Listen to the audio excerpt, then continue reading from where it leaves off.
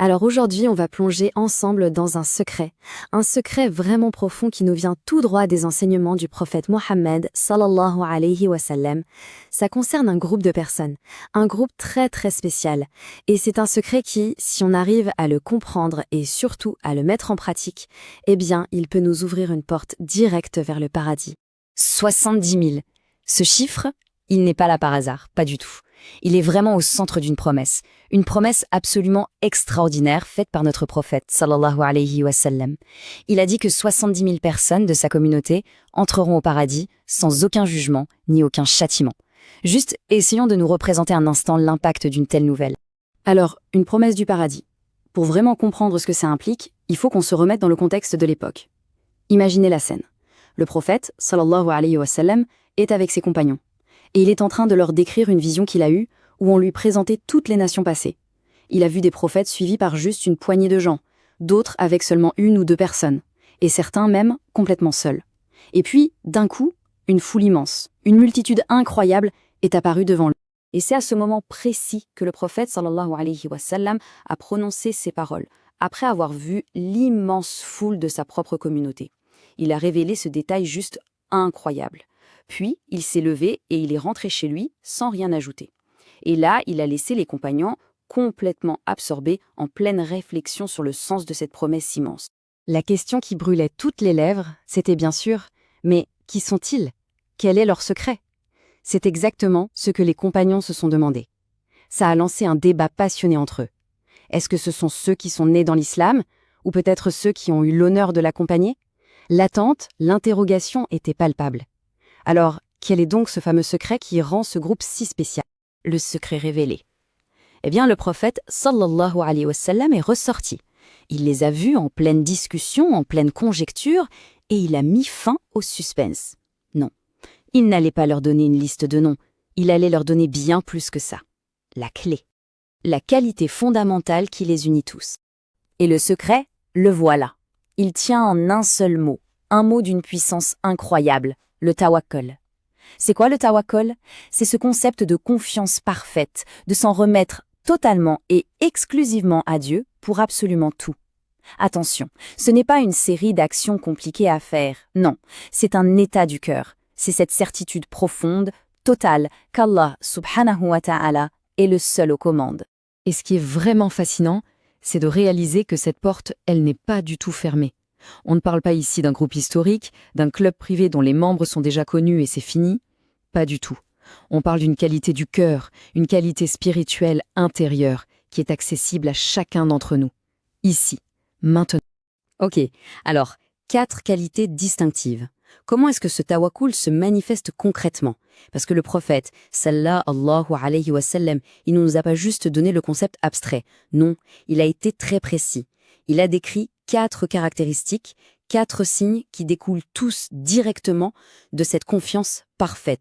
Et les voici. Premièrement, il ne demande pas la ruqya. Deuxièmement, il n'utilise pas la cautérisation.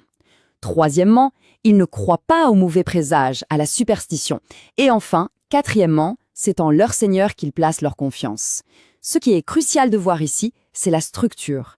Les 3 premières, ce sont des choses qu'ils ne font pas, ce sont des négations. Et toutes ces négations nous amènent à la 4e, qui est l'affirmation positive, la base, le fondement de tout le reste. Alors, attardons-nous sur le premier point, car il est vraiment important de bien le comprendre. Demander à quelqu'un de nous faire une ruqya, donc une guérison spirituelle, ce n'est pas haram, ce n'est pas interdit du tout, c'est tout à fait permis.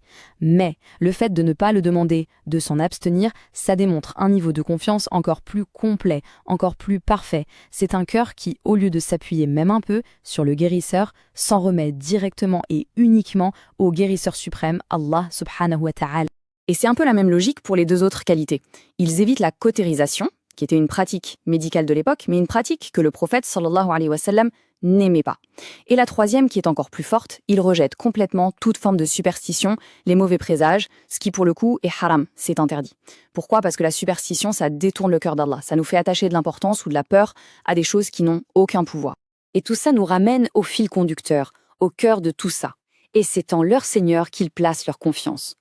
Vous voyez, cette dernière phrase du hadith, ce n'est pas juste une 4e qualité sur une liste. Non, c'est la source de tout le reste. C'est la racine.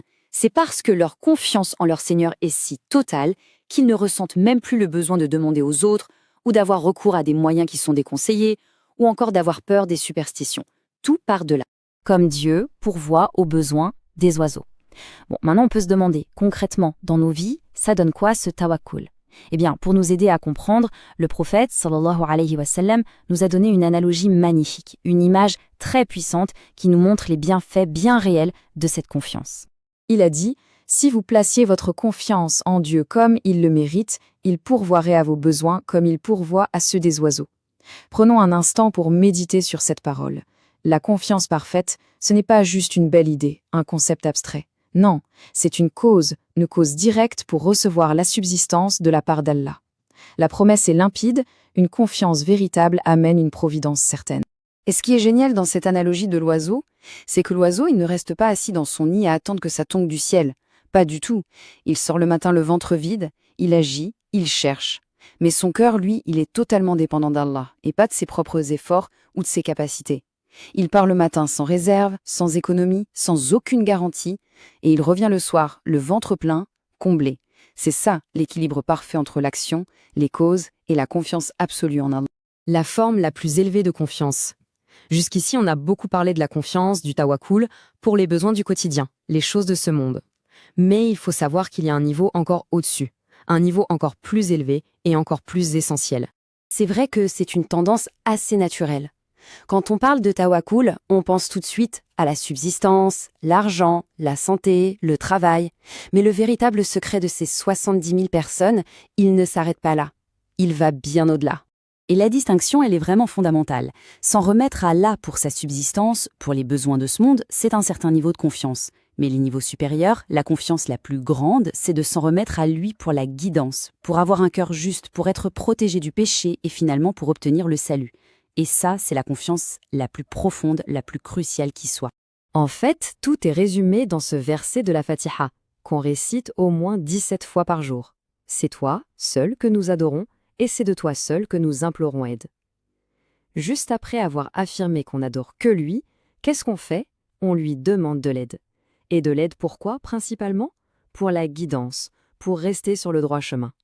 C'est ça l'essence même de notre dépendance, de notre tawakkul envers lui. Et tout ça nous amène à une question de fond, une question pour notre propre réflexion. Qu'est-ce qui exige le plus de confiance au final? Chercher son pain quotidien ou chercher le chemin qui mène au paradis? Placer sa confiance en Allah pour les choses matérielles, c'est une chose, mais la placer pour la chose la plus précieuse et la plus invisible qui soit, la droiture de notre cœur et notre salut, c'est peut-être là finalement que se cache le véritable secret de ces 70 000 personnes.